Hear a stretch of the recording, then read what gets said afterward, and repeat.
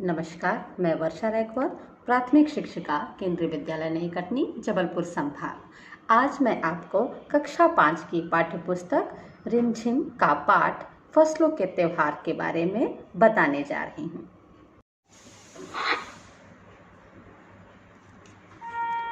फसलों के त्योहार पाठ सरल शब्दों में, कक्षा 5, विषय हिंदी। हम जानते हैं भारत एक कृषि प्रधान देश है। कृषि पर आधारित हर समाज या देश में फसल पकने और अनाज घर आने के उपलक्ष्य में कई तरह के त्योहार मनाए जाते हैं। भिन्न भिन्न प्रांतों में भिन्न भिन्न प्रकार के फसलों के त्योहार पूरे भारतवर्ष में मनाए जाते हैं। भारत में मनाए जाने वाले फसलों के त्योहार को ही हम फसल उत्सव भी कहते हैं। तो बच्चों, आज हम पाठ फसलों के त्योहार को सरल शब्दों में उसका अर्थ समझने का प्रयास करेंगे।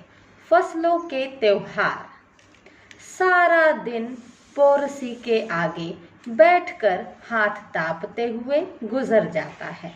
कहाँ तो खिचड़ी के समय धूप में गर्माहट की शुरुआत होनी चाहिए और यहाँ हम सूरज के इंतजार में आस लगाए बैठे हुए हैं। पूरे 10 दिन हो गए हैं, सूरज लापता है। आज सुबह तो रजाई से निकलने की हिम्मत ही नहीं हो रही थी। बाहर देखने से तो समय का अंदाजा बिल्कुल नहीं हो रहा, लेकिन घर में हो रही चहल पहल अब पता चल रही है। रह रह कर कानों में कभी चांपाकल के चलने और पानी के गिरने की आवाज, तो कभी किसी के हाँक लगाने की आवाज आ रही थी।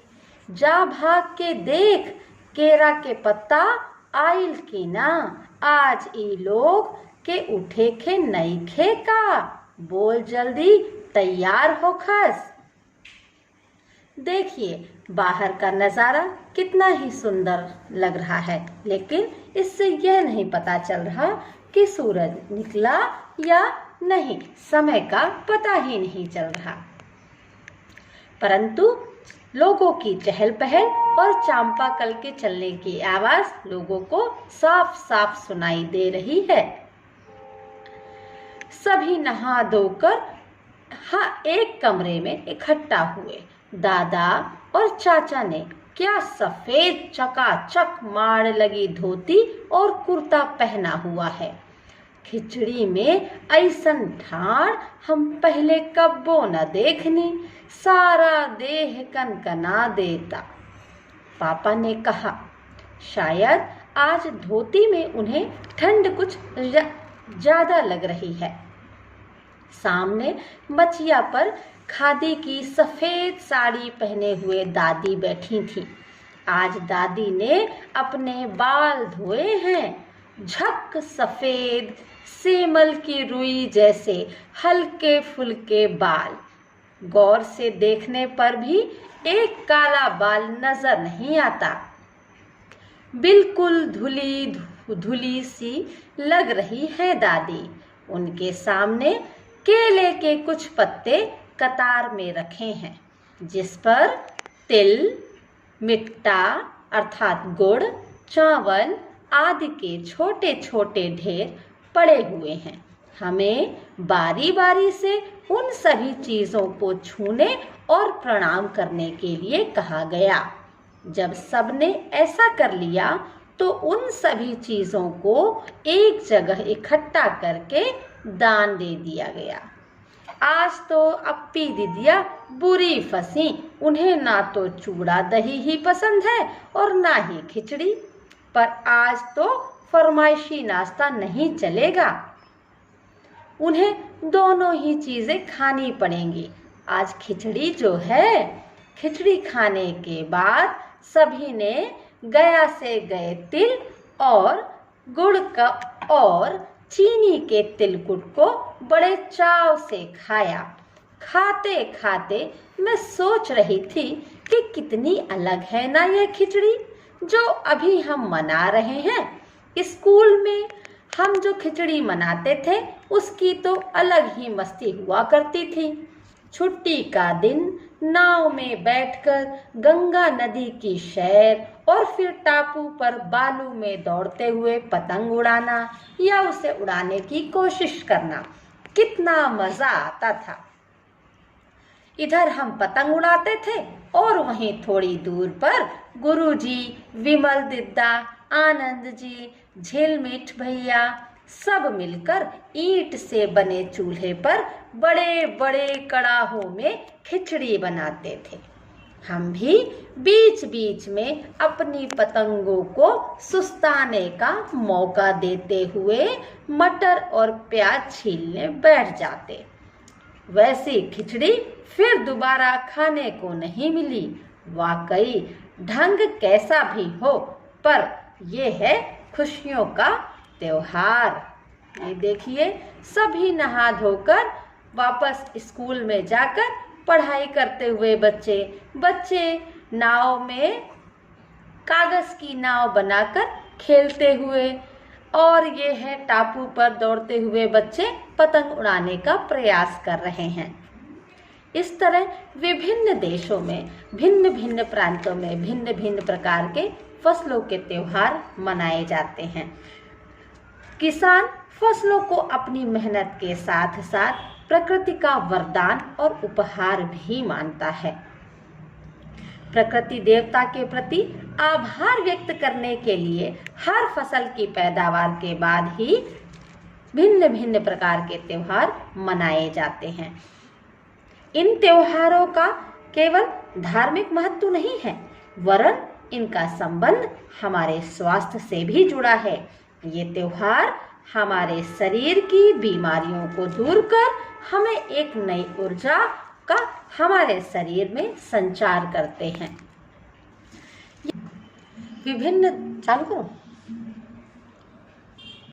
भिन्न प्रकार से फसलों के त्योहार मनाए जाते हैं। आप इस चित्र में देख ही रहे होंगे, हर देश में अलग अलग रिवाज से फसलों के त्योहार मनाए जाते हैं। जनवरी माह के मध्य में भारत के लगभग सभी प्रांतों में फसलों से जुड़ा कोई न कोई त्योहार मनाया जाता है। कोई फसलों के त्योहार हो जाने पर खुशी बांटता है, तो कुछ लोग इस उम्मीद में खुश होते हैं कि अब पाला कम होगा। आप इस चित्र के माध्यम से भी देख ही रहे होंगे कि किस तरह फसलों के त्योहार की खुशियां को ये लोग नृत्य करके मना रहे हैं। अब सूरज की गर्मी बढ़ने से खेतों में खड़ी फसल तेजी से बढ़ेगी। सभी प्रांतों और इलाकों का अपना रंग और अपना ढंग नजर आता है। इस दिन सब लोग अच्छी पैदावार की उम्मीद और फसलों के घर आने में खुशी का इजहार करते हैं। उत्तर प्रदेश, बिहार, मध्य प्रदेश में मकर संक्रांति या तिर संक्रांति, असम में बिहू, केरल में ओणम, तमिलनाडु में पोंगल, पंजाब में लोहड़ी, झारखंड में सरहुल, गुजरात में पतंग का पर्व सभी खेती और फसलों से जुड़ी त्योहार है। इन्हें जनवरी से मध्य अप्रैल तक अलग अलग मनाया जाता है। झारखंड में सरहुल बड़े जोश खरोश के साथ मनाया जाता है। 4 दिनों तक इसका जश्न चलता रहता है। अलग अलग जनजातियां इसे अलग अलग समय में मनाती हैं। संथाल लोग फरवरी मार्च में, तो ओराव लोग इसे मार्च अप्रैल में मनाते हैं। आदिवासी आमतौर पर प्रकृति की पूजा करते हैं।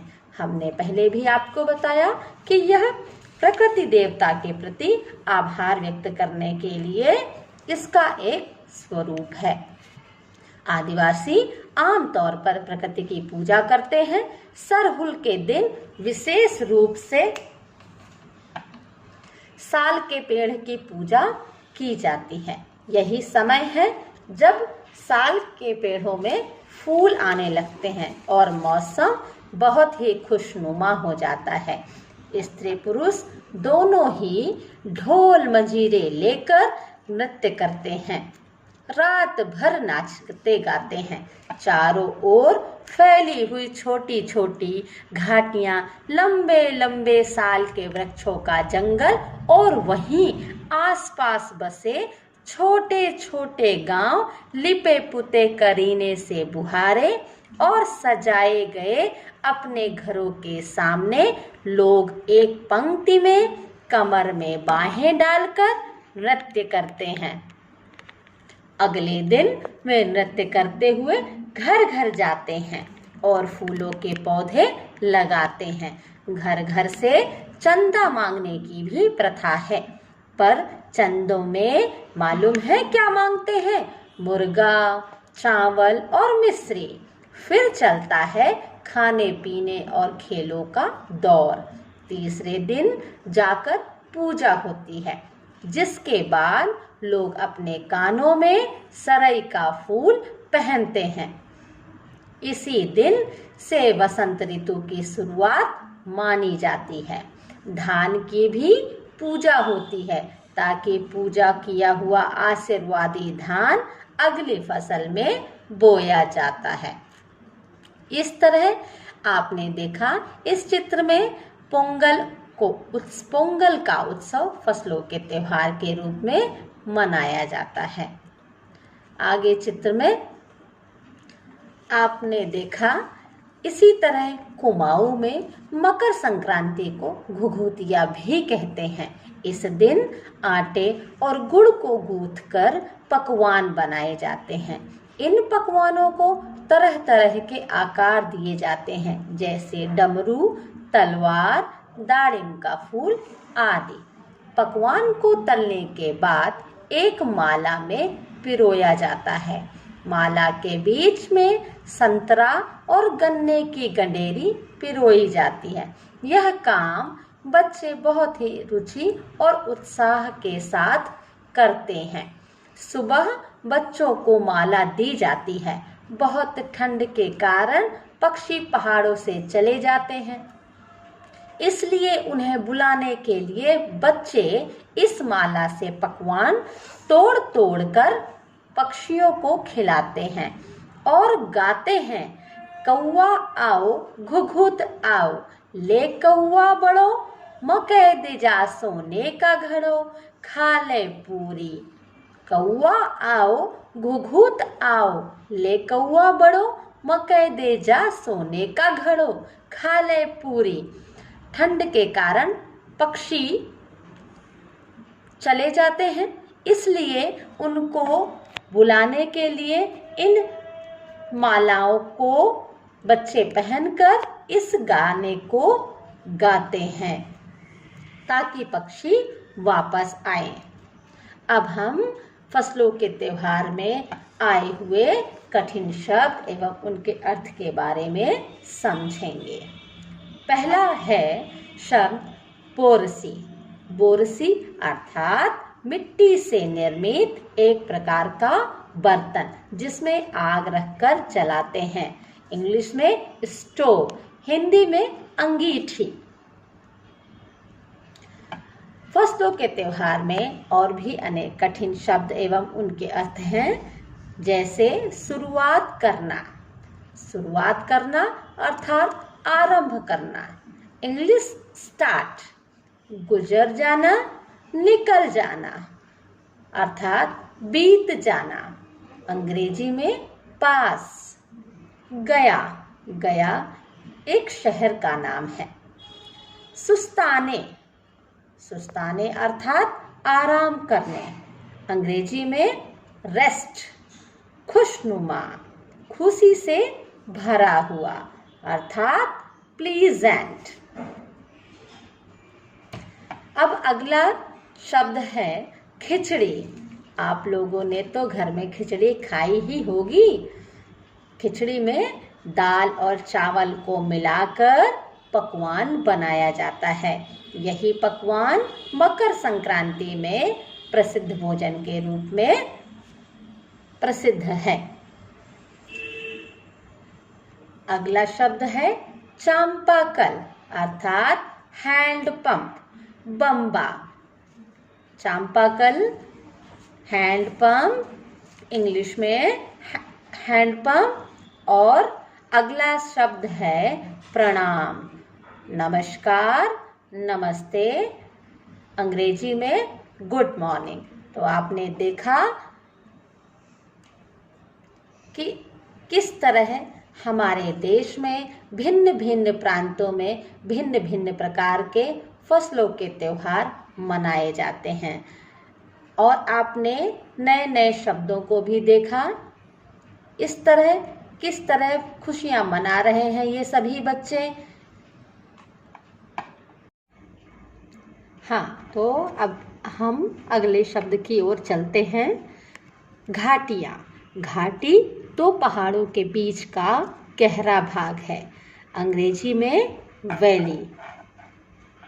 अगला शब्द टापू, चारों ओर से जल से घिरा स्थल, द्वीप, अंग्रेजी में आइसलैंड।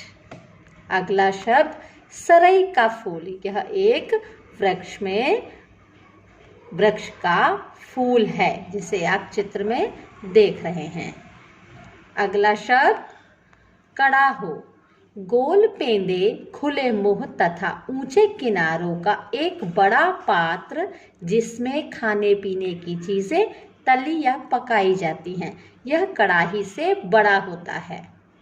अगला शब्द करीने से बुहारे अर्थात लगातार साफ करना, ऋतु, मौसम, अंग्रेजी में सीजन, फरमाइशी, मनपसंद, इंग्लिश में फेवरेट। अगला शब्द चकाचक, अच्छी तरह से, अंग्रेजी में स्पाइस एंड स्पान।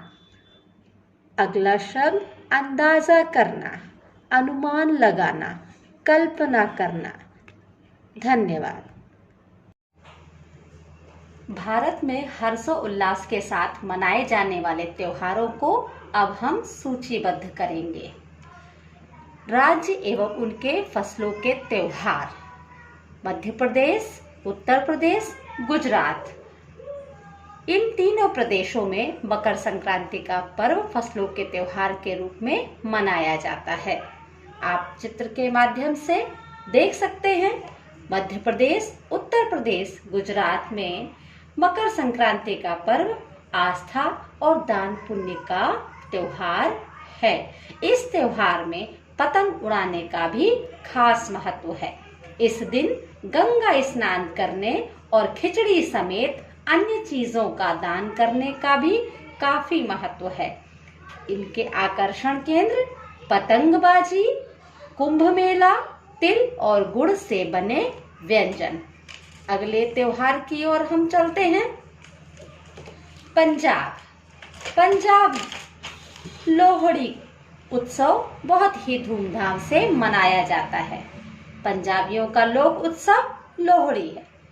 यह उत्तर भारत में मनाया जाने वाला मुख्य त्योहार है।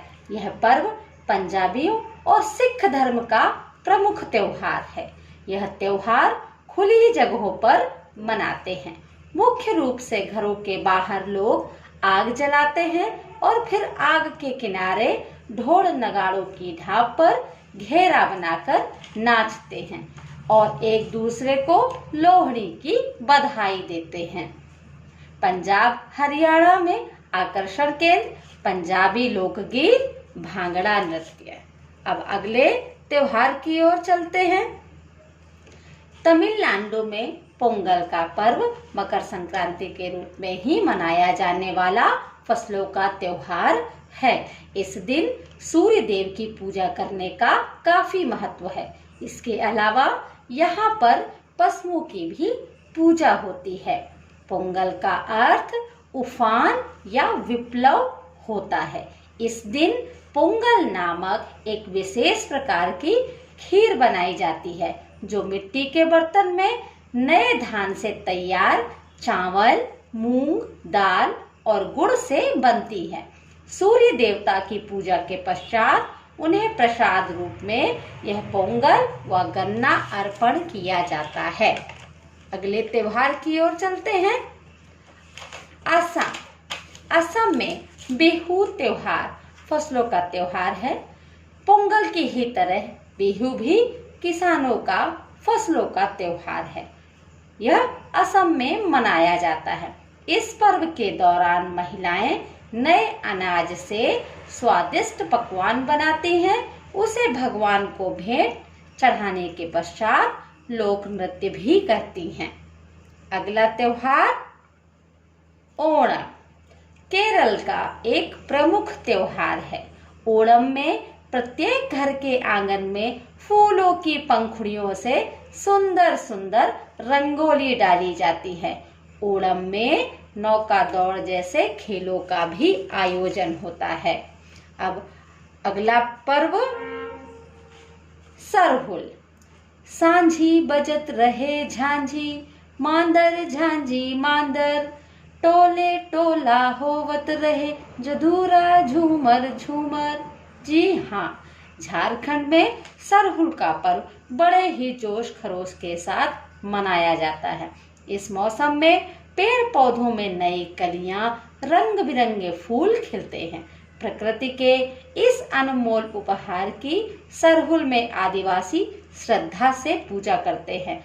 सरहुल को सूर्य और धरती के विवाह के रूप में भी देखा जाता है। तो इस तरह हमने देखा विभिन्न प्रकार के त्योहार फसलों के त्योहार के रूप में मनाए जाते हैं। एक बार पुनः मध्य प्रदेश मकर संक्रांति, उत्तर प्रदेश मकर संक्रांति, गुजरात में पतंग का पर्व, पंजाब लोहड़ी, तमिलनाडु पोंगल, असम बिहू, केरल ओणम, झारखंड सरहुल। अब यह पाठ फसलों का त्योहार यहीं समाप्त हो रहा है। धन्यवाद।